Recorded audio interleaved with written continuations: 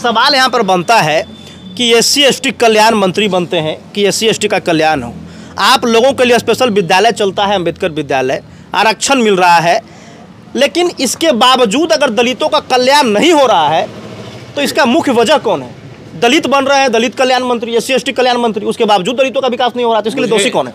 अच्छा, ऐसा क्यों ना किया जाए कि जाति पूछ के सबको जो है कुर्सी पर बिठा दिया जाए, किसी को थाना प्रभारी बना दिया जाए, किसी को BDO CO। इसकी जरूरत नहीं पड़ेगी, खाली आपको समय आने दीजिए, हमको खाली वेल एजुकेटेड होने दीजिए, इसकी जरूरत कहाँ पड़ेगी? नहीं, एजुकेटेड की क्या जरूरत है? हम जाने हैं कि दलित है, गरीब है, 5 करोड़ दे दीजिए। हमको एजुकेशन अगर मिल गया होता तो हमको ये सवाल आपको पूछने का मौका देते हैं हम लोग। एजुकेशन आने दीजिए, आ रहा है धीरे धीरे। अब तो जो थोड़े बहुत लोग सक्षम हो रहे हैं सब अपने बच्चों को पढ़ा रहे हैं, आने दीजिए। एजुकेशन जब हमारा हो जाएगा, एजुकेशन होता तो अमित शाह भाषण देते लोकसभा में क्या? नीरज बाबू पटना में बैठ के बोलते का पान परगवा खा के? हमारे लोग बोलते। ये सब जात पात पार्टी नहीं समझे, जात पात पार्टी, इससे अगर ऊपर हम लोग उठ जाएंगे तो समर भाई आप भी हम ही को जिताइएगा। अगर इस धरती पे जात पात नहीं होता तो जनता जो है हमारे ऐसे व्यक्ति को मैंडेट देती।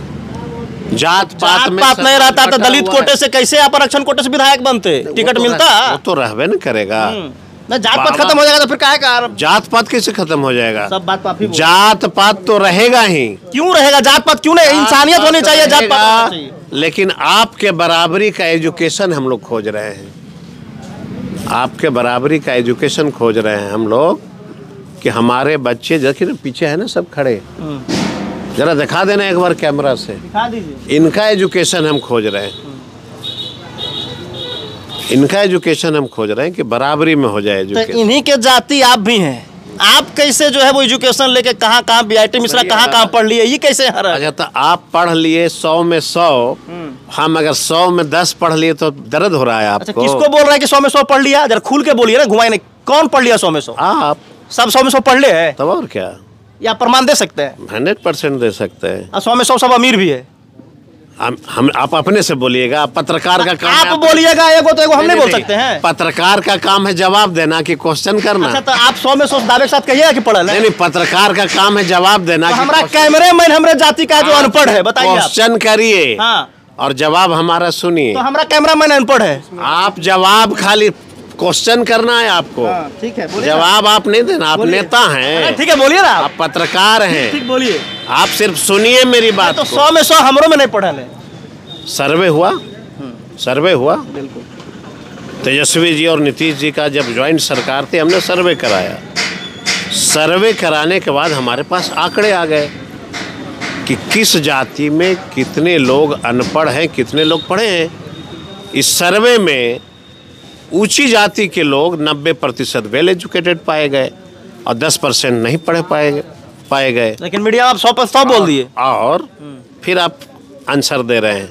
क्वेश्चन करने बोले हैं आपको, आंसर नहीं देना आपको। आंसर जो व्यूअर हैं आपके, जो देखेंगे उनको ना देना है, कमेंट में। हाँ।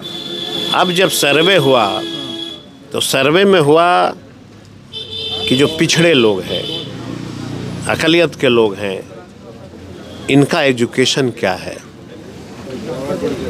ये सारे आंकड़े निकालने के बाद हम लोगों ने तय किया कि चाहे ऊंची जाति के लोग हों चाहे छोटी जाति के लोग हों, जिनको जितना ज़रूरत है उसके हिसाब से हम लोग अब रिजर्वेशन लाएंगे।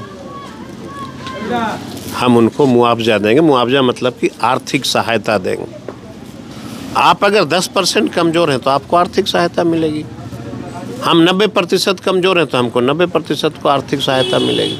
देखिए, यहाँ पे कुछ वैसे अपर कास्ट के लोग सवाल करते हैं, 76 साल देश की आज़ादी के हो गए, इसके बावजूद आप कह रहे हैं कि हम पिछड़े हैं, तो 2-4 हज़ार साल दे दिया जाए आप लोग को। बड़ा अच्छा सवाल आपने किया कि लोग पूछते हैं। ये क्यों पूछते हैं? वो अंधे हैं, उनको नहीं दिखता है। आपके घर के बगल में झोपड़ी वाले लोग भी रहते हैं और आप पक्के के मकान में, तो देख तो रहे हैं ना आप। तो ये पूछना पड़ेगा कि इतना साल दे दिया और दे।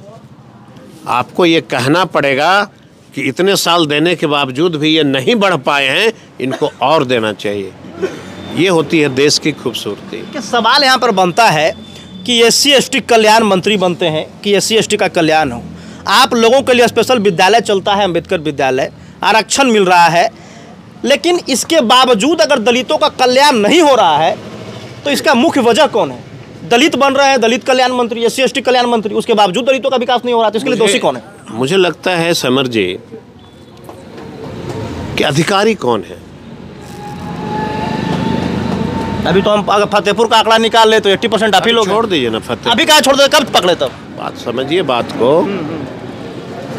ये जो योजना चालू करता है, जब कोई मंत्री पद पे बैठता है, जब योजना लॉन्च करता है, इसको अमल करने वाले कौन लोग हैं? जब हम कह रहे हैं कि हम 90% हमारे पास एजुकेशन नहीं है, तो 100 अगर निकलेगा यो आपकी बहाली, तो 90 लोग तो हमारे फार्म नहीं भर पाते हैं। तो आप ही न हैं, आप मतलब आप नहीं, हम समझ रहे हैं, आप ही न हैं उस कुर्सी पे। तो दोषी कौन है? ये गरीब लोग दोषी हैं कि अधिकारी दोषी हैं? कौन दोषी है? अच्छा, ऐसा क्यों ना किया जाए कि जाति पूछ के सबको जो है कुर्सी पर बिठा दिया जाए, किसी को थाना प्रभारी बना दिया जाए, किसी को BDO CO? इसकी जरूरत नहीं पड़ेगी। खाली आपको समय आने दीजिए, हमको खाली वेल एजुकेटेड होने दीजिए, इसकी जरूरत कहाँ पड़ेगी? नहीं, एजुकेटेड की क्या जरूरत है? हम जाने हैं कि दलित है, गरीब है, 5 करोड़ दे दीजिए। हमको एजुकेशन अगर मिल गया होता तो हमको ये सवाल आपको पूछने का मौका देते हम लोग। एजुकेशन आने दीजिए, आ रहा है धीरे धीरे। अब तो जो थोड़े बहुत लोग सक्षम हो रहे हैं, सब अपने बच्चों को पढ़ा रहे हैं। आने दीजिए एजुकेशन। जब हमारा हो जाएगा, एजुकेशन होता तो अमित शाह भाषण देते लोकसभा में क्या? नीरज बाबू पटना में बैठ के बोलते क्या पान परगवा खा के? हमारे लोग बोलते हैं।